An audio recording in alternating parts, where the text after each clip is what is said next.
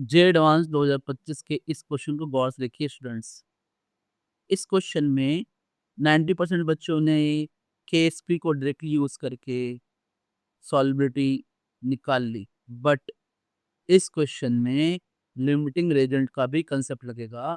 आइए देखें कैसे। क्वेश्चन को एक बार मैं रीड कर देता हूँ।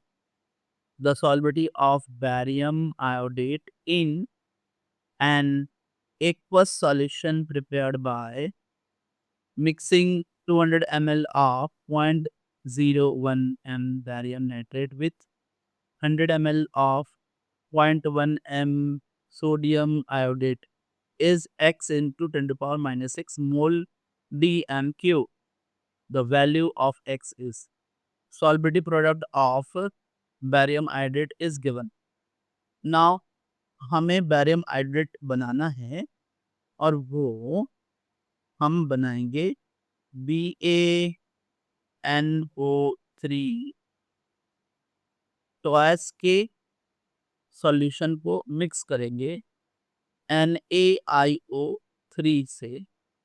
तो जब रिएक्शन होगी तो यहाँ बनेगा BaIO3 ट्वाइस प्लस साथ में बनेगा NaNO3।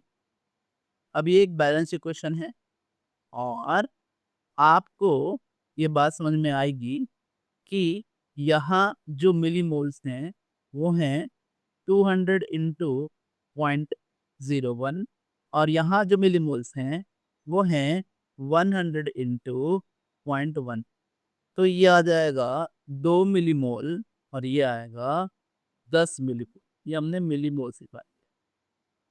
अब लिमिटिंग रिएजेंट कौन सा है, क्योंकि जब एक से ज़्यादा रिएक्टेंट का अमाउंट दिया होता है तो फिर हम लिमिटिंग रिएजेंट को यूज़ करते हैं।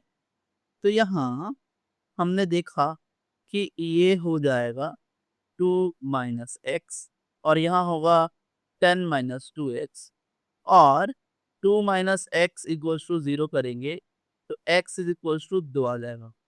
हमारा यहाँ लिमिटिंग रेजेंट BaNO3 ट्वाइस है। ये हमने x की वैल्यू यहाँ 2 रख दी, यहाँ पर 10 माइनस 4 रख दी, ये आ गया 0 और ये हो गए 6। यानी ये लिमिटिंग रेजेंट है, ये है एक्सेस रेजेंट और साथ में ये भी बना है। अब आप इस बात को समझे, बहुत ही इंपॉर्टेंट टर्म है यहाँ कि BaIO3 ट्वाइस बना तो है और ये इक्विलिब्रियम भी बना रहा है अपने कंपोनेंट्स आयन के साथ, बट हो ये रहा है कि जब ये आयंस बन रहे हैं तो साथ में ये जो एक्सेस रिएजेंट है वो भी यहाँ प्रेजेंट है और ये एक स्ट्रॉन्ग इलेक्ट्रोलाइट है जिसके वजह से ये Na+ बनाएगा उसी एक्वस सॉल्यूशन में एंड IO3- बनाएगा उसी एक्वस सॉल्यूशन में। अब इस वाले इक्वेशन को लगेगा कि IO3- का कंसंट्रेशन इस रिएक्शन की वजह से भी है और इस रिएक्शन की वजह से भी। तो यहाँ पर जो एक्चुअल हमारा मिलीमोल होगा IO3- का वो होगा 6, क्योंकि ये तो एक वीक इलेक्ट्रोलाइट है और वीक इलेक्ट्रोलाइट की वजह से यहाँ कंसंट्रेशन बहुत छोटा आएगा, बहुत ही ज़्यादा छोटा आएगा और ये 6 मिलीमोल बचा हुआ था एज अ NaIO3।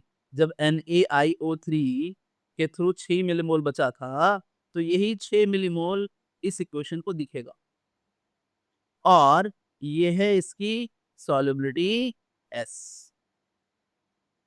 तो कॉमन आयन इफेक्ट को यूज करने के बाद हम ये बात समझ में आई कि अब हम ये लिख सकते हैं कि KSP is equals to Ba2+ का कंसंट्रेशन एंड IO3- के कंसंट्रेशन का स्क्वायर। एंड नाउ आप देखेंगे कि जो वैल्यूज हमें दी हुई हैं जो कि यहाँ KSP की वैल्यू दी है 1.58 into 10⁻⁻9। So 1.58 into 10⁻⁹ is equals to, यहाँ हमें यही एस रखना है और यही सॉल्बिलिटी निकालनी है, एंड साथ में ये 6 मिलीमोल है, कंसंट्रेशन निकालना बाकी है, जो कि होगा 6 अपॉन टोटल वॉल्यूम, यहाँ से 200 एंड यहाँ से 100।